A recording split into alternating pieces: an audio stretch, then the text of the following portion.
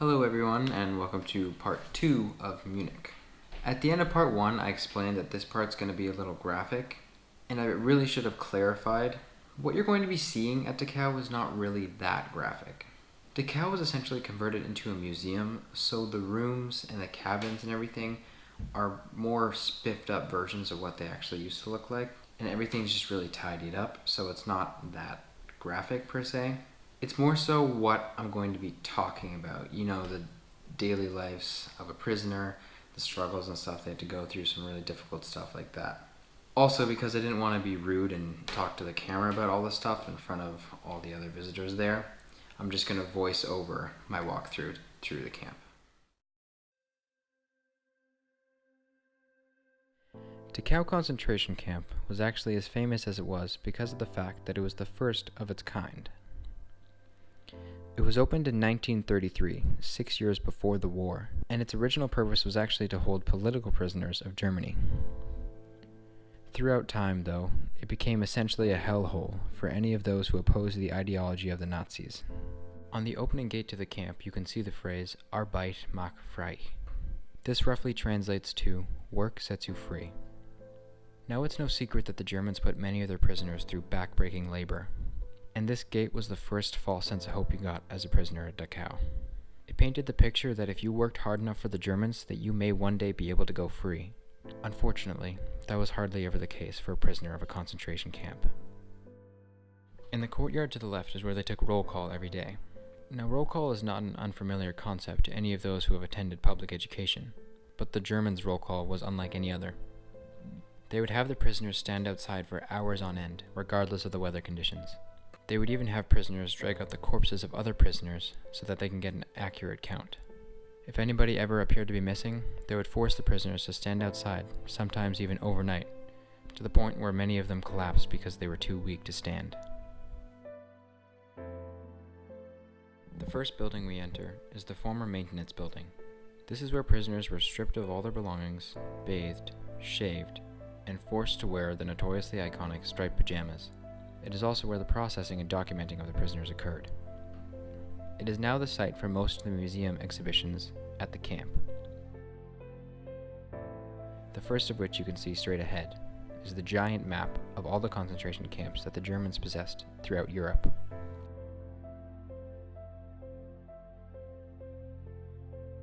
On the map you can see larger black squares and smaller gray squares, as well as a few other symbols. The large black squares represent the main camps that the Germans occupied. The smaller gray squares represent the sub-camps to those main camps. And they're a little difficult to see, but the larger triangular shapes represent the extermination camps, the most famous of which being Birkenau at Auschwitz. It is difficult to believe the large amount of camps that the Germans occupied. At the end of World War II, Germany and its allies established more than 42,000 camps and other incarceration areas throughout Europe.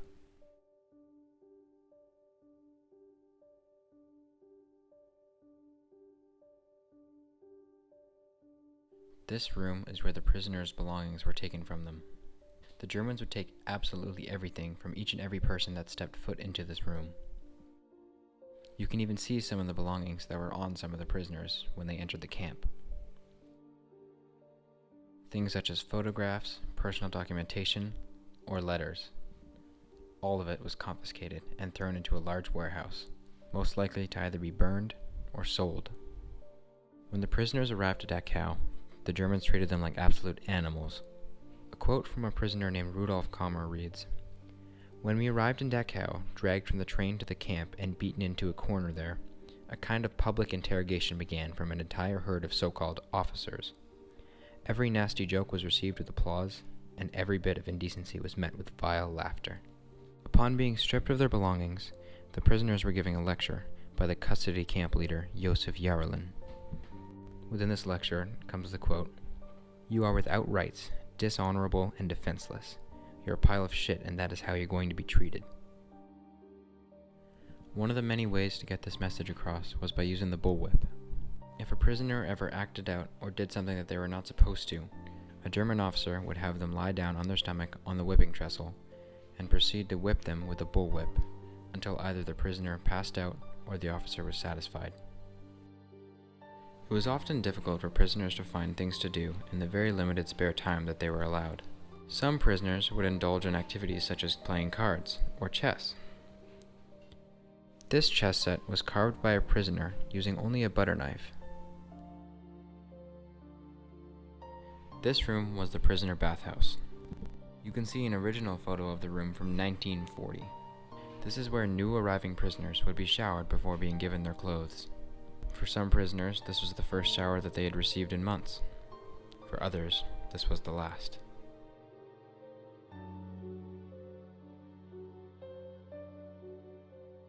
This is the plaster cast of the death mask of a Czech painter named Wojciech Prysik. He died in June of 1944. Above it there is a photo of the man from shortly before he arrived at Dachau. I don't know why they chose this man to make a death mask of, but the image is rather haunting. This is a model map of the concentration camp. It consists of the U-shaped maintenance building, the building we're in right now, a prison cell block behind the maintenance building, a line of several prison bunkhouses, and a small gas chamber and crematorium at the back of the camp. This large section to the left of the prisoners section was for the Germans. Any Germans who worked in the camp, as well as those doing clerical work or office work, would spend their time in this section of the camp. Within it, there were volleyball courts, pools, soccer fields, and any other luxury that the Germans could ask for. Just outside of the maintenance building is a statue. It doesn't actually tell you what the statue represents, but it seems rather likely that it's portraying the burned victims of the Holocaust. Staring at the statue gave me a rather uneasy feeling. You can see that the objects within the statue take the shapes of burnt, charred bodies, and it's all rather unsettling. The next room we entered was one of the bunkhouses. This is actually a recreation of the bunkhouse because the originals were destroyed. Outside you can see the foundations of where the old bunkhouses used to lie. Inside this room there was a quote depicting what life was like in one of these bunkhouses. It was given by a prisoner named Fritz Eicher.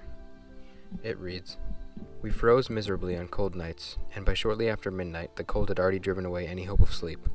Nearly every one of us suffered from coughing and chest pains in the autumn and winter months. The washing facilities are scandalous. Within a few minutes of the wake-up call, around 40 to 50 prisoners have to wash in a sink that was only about 90 centimeters long and installed under 2 faucets. There is a bed inspection every day. Anyone who, in the opinion of the SS man, had not made his bed appropriately, was ordered into the guardroom and was slapped, caned, or forbidden to write for 2 weeks, and sometimes all 3. A second quote from a prisoner named Edgar Kupfer-Kobrovitz reads, "Not even the smallest spot is allowed to get on the wood, for if the block leader sees it, he will write up a report for punishment right away. The tableware also has to be completely clean. You can get an hour of pole hanging if even a single drop of coffee can be seen on a cup." Pole hanging is one of the most painful and scandalous forms of torture within a concentration camp. What they do is they take a prisoner and they tie his hands behind his back. They then tie a rope around his hands and hang him from the rope on a pole for hours on end. Hanging for hours with your hands behind your back can often lead to shoulders popping out of their socket. The next building we entered was the prisoner cell block. Any time that a Nazi officer believed that a prisoner had misbehaved, they would throw them into a cell for 2 or 3 days without any food or water. This would often lead to death or severe illnesses. Most of these cells have been tidied up for museum's sake. However, there is a section of this prison that was closed off and left the way that it was back in World War II. Standing near this section is extremely unsettling, and it makes you sick to your stomach. You can somehow sense the misery and pain that took place in this building just by standing near that gate. I couldn't stand there for long and ended up having to leave because it just made me too uncomfortable.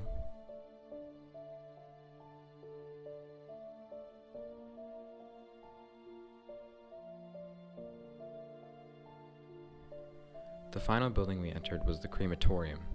This is where the Germans would burn the corpses of those who had died on the camp. The first room in this building was the furnace room. A shocking truth that we read when we entered the room was that the Germans would hang prisoners from the beams right in front of the furnaces. so that, when the prisoners were dying, they could feel the burning heat from the flames.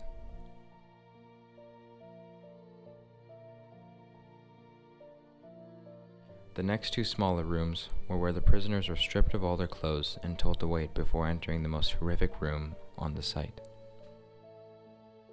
the gas chamber. Prisoners at Dachau, as well as almost every other concentration camp, had absolutely no idea what the gas chambers were. Anytime a Nazi officer would lead a new group of prisoners into the gas chambers, they would lie and tell them that it was simply a showering. They would even go so far as to put fake shower heads in the room. You can see where these were by the metal grates in the wall. Upon hearing that it was safe, prisoners would willingly enter into the room. Once the entire group was inside, the doors would lock behind them, and a separate Nazi worker would pour pellets of a toxic gas known as Zyklon B into a tube. It was then pumped into the room through the ducts in the roof.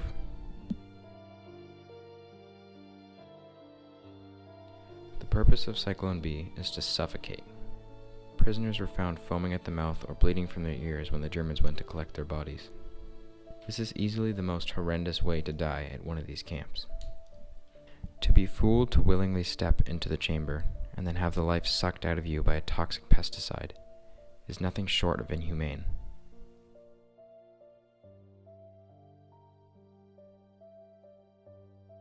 A quote about the gas chambers from a concentration camp survivor named Gina Turgel reads, "Those people were real.